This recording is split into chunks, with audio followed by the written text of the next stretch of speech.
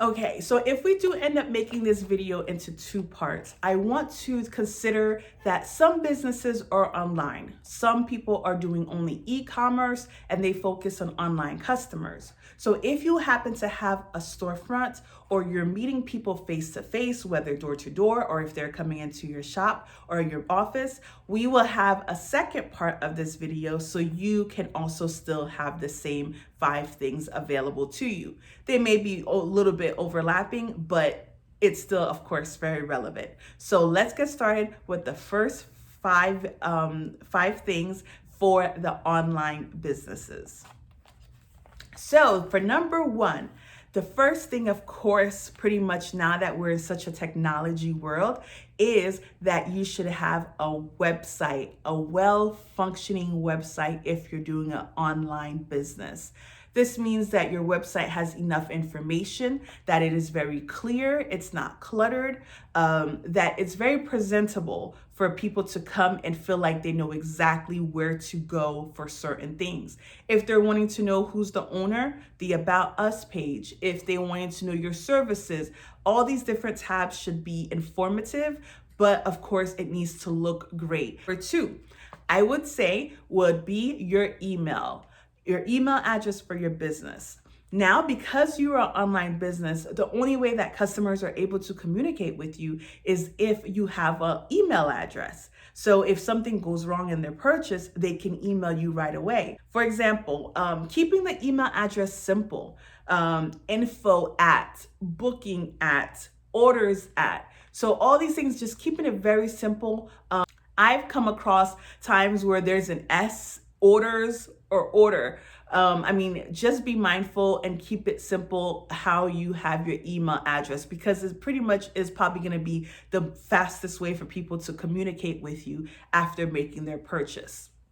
Number 3, the third thing that's very important that is always have to be intact in order to receive your customers at any given time is going to be your mailing address. I know. Why am I telling you a mailing address? Because you're an online business. Well, you should have some kind of a mailing address. If you just make sure it's visible, if there is none, emphasize your phone number, emphasize your email address, because you want to make sure that there's a way of communication, especially when it comes to online ordering. Some people are very uneasy about placing orders for the first time for companies that they are not familiar with. So you don't want to give them the opportunity to be concerned or think that they placed an order with an unknown or unfamiliar company. I would say that your number 4 thing that you can do that make sure that's always intact and always ready to receive customers is your order placing process. Now, because you're an online business, that has to be the most easiest thing, where your website is there, the place order, your items are very easy, they know what they're getting, the description is there, and the checkout is easy. Now, this whole process of placing online, it needs to be very clear and easy to navigate. If there's any questions or if there's any hiccups in the online ordering, it's going to be a problem. If you start getting emails, customers start getting emails that their order wasn't placed right or something, a glitch in the system, it's not going to leave a really great taste for your customer to want to continue purchasing. If you can avoid having them create an account or creating something that's just going to require them to have to write a username and password, any way you can alleviate an extra step, please always consider that first and foremost, because a lot of people will lose customers if they have to create an account. Having the option as sign up as a guest, purchase as a guest is always great. It just makes everybody happy, very easy, and you're getting the order rather than having to worry about sign in, customers having to reset login, and all the other stuff. So keep it very simple because you want the order in and you want the product out. For the last item, the 5th thing that needs to be intact and ready for when customers are coming to you at any given time is support. Yes, I said support. This is the area that I work in. So let me tell you, I know people who are purchasing for the first time from a website, from a product or a service for the very first time.